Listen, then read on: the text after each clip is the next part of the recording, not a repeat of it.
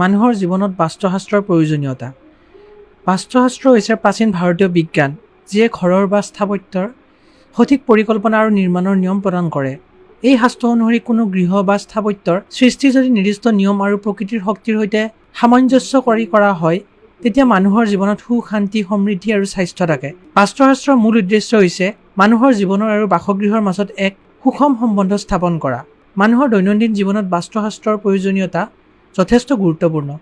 এনে পৰম্পৰাগত বিশ্বাস আৰু বিজ্ঞানৰ এক মিশ্ৰণৰ ফলস্বৰূপেই মানুহৰ মানসিক আৰু শাৰীৰিক সুখ সমৃদ্ধি কঢ়িয়াই আনিবলৈ সহায় কৰে বুলি বিশ্বাস কৰা হয়। ঘৰৰ কাৰ্যালয়ৰ বা অন্য স্থাপনাৰ ডিজাইন, দিশ আৰু স্থান নিৰ্ধাৰণ পৰিসৰত যদি বাস্তুশাস্ত্ৰৰ নিয়ম পালন কৰা হয়, তেনেহ'লে বাসিন্দাৰ জীৱনত এটি ধনাত্মক পৰিৱৰ্তন আনিব পাৰে বুলি ধৰা হয়। বাস্তুশাস্ত্ৰৰ মূল হাৰ। বাস্তুশাস্ত্ৰ মূলতঃ প্ৰাচীন ভাৰতীয় সংস্কৃতিৰ লগত সংলগ্ন। ইয়াৰ আধাৰত এটা ঘৰৰ আৰ্হি বা নিৰ্মাণৰ নিয়মবোৰ বৰ্ণনা কৰা হৈছে।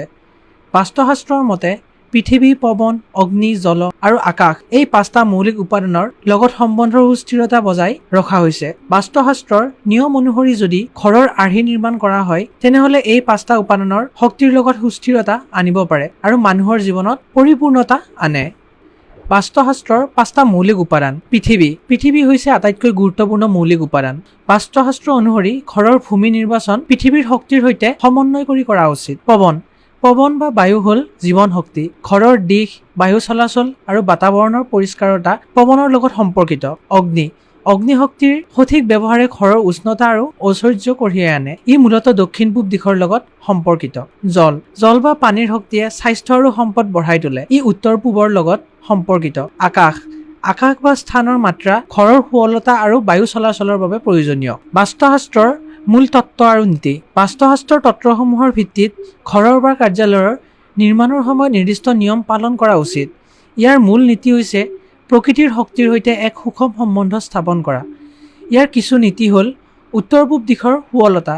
বাস্তুশাস্ত্ৰত উত্তৰ-পূব দিশক পৰিষ্কাৰ আৰু শুৱল কৰি ৰাখিবলৈ পৰামৰ্শ দিয়া হয়।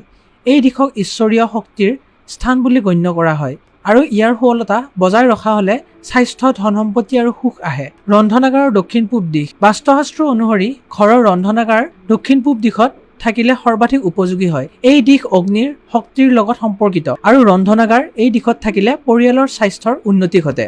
শয়নকক্ষৰ দক্ষিণ-পশ্চিম দিশ।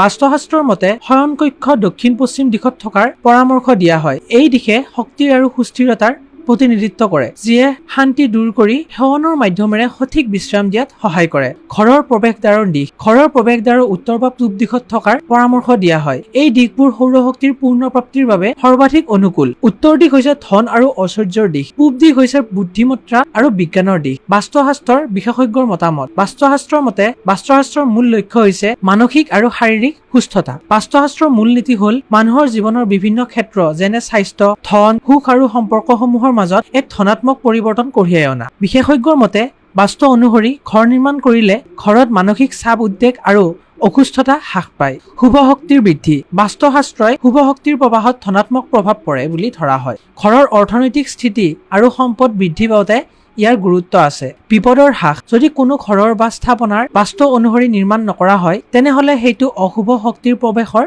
সম্ভাৱনা বৃদ্ধি কৰে। এইবোৰে মানসিক অৱসাদ, গৃহ জীৱনত উত্তেজনা, কাৰ্যৰ ব্যৰ্থতা আৰু আৰ্থিক সংকেত আনে বুলি বিশেষজ্ঞৰ মত। বাস্তুশাস্ত্ৰৰ প্ৰয়োজনীয়তা আৰু আজিৰ সমাজ। আজিৰ সমাজত বাস্তুশাস্ত্ৰৰ গুৰুত্ব ধীৰে ধীৰে বৃদ্ধি পাবলৈ ধৰিছে। উচ্চবিত্ত, মধ্যবিত্ত আৰু সাধাৰণ পৰিয়ালৰ মানুহবোৰে নিজৰ ঘৰ বা ব্যৱসায় স্থান নিৰ্মাণৰ সময়ত বাস্তুশাস্ত্ৰৰ নিয়মসমূহক অনুসৰণ কৰিবলৈ বেছি আগ্ৰহী হৈ উঠিছে। ইয়াৰ কিছু কাৰণ হ'ল আৰ্থিক সফলতা। বাস্তুশাস্ত্ৰৰ নীতি অনুসৰি নিৰ্মাণ কৰা ঘৰে ধনাত্মক শক্তি কঢ়িয়াই আনে বুলি ধৰা হয়। বহুতে বিশ্বাস কৰে যে বাস্তুৰ নিয়ম পালন কৰিলে ধনৰ বৃদ্ধি, ব্যৱসায়ৰ সফলতা আৰু আৰ্থিক সুস্থৰতা পোৱা যায়। স্বাস্থ্য। বাস্তু বিশেষজ্ঞৰ মতে ঘৰৰ বাস্তু অনুসৰি নিৰ্মাণ নকৰিলে পৰিয়ালৰ স্বাস্থ্যৰ ওপৰত বেয়া প্ৰভাৱ পৰে। যেতিয়া ঘৰত বায়ু চলাচল, সূৰ্যৰ পোহৰ আৰু শুৱলতা যথাযথভাৱে থাকে, তেতিয়া পৰিয়ালৰ মানুহবোৰৰ স্বাস্থ্যৰ উন্নতি হয়। সম্পৰ্কৰ সুস্থতা। বাস্তুশাস্ত্ৰৰ মতে ঘৰৰ ভিতৰত সঠিক ৰচনাৰ দ্বাৰা পৰিয়ালৰ মাজত সম্পৰ্কৰ সুস্থতা থাকে। যদি শয়নকক্ষ বা বসন্ত সঠিক দিশত থাকে, তেন্তে পৰিয়ালৰ লোকৰ মাজত সুৰক্ষা, স্নেহ আৰু একতাৰ অনুভৱ বাঢ়ে। সম্পৰ্কৰ সুস্থতা। বাস্তুশাস্ত্ৰৰ মতে ঘৰৰ ভিতৰত সঠিক ৰচনাৰ দ্বাৰা পৰিয়ালৰ মাজত সম্পৰ্কৰ সুস্থতা থাকে। যদি শয়নকক্ষ বা বসন্ত সঠিক দিশত থাকে তেন্তে পৰিয়ালৰ লোকৰ মাজত সুৰক্ষা, স্নেহ আৰু একতাৰ অনুভৱ বাঢ়ে। মানসিক শান্তি আৰু সৌভাগ্য। বাস্তুশাস্ত্ৰৰ নিয়ম অনুসৰি ঘৰত শান্তিৰ বতাহ কঢ়িয়াই আনি মানসিক স্থিৰতা আৰু সৌভাগ্যৰ অনুভৱ বৃদ্ধি কৰে। বহুতে বিশ্বাস কৰে যে বাস্তুৰ নীতি অনুসৰি ঘৰ নিৰ্মাণ কৰিলে ঘৰত শান্তি আৰু সম্প্ৰীতি থাকে।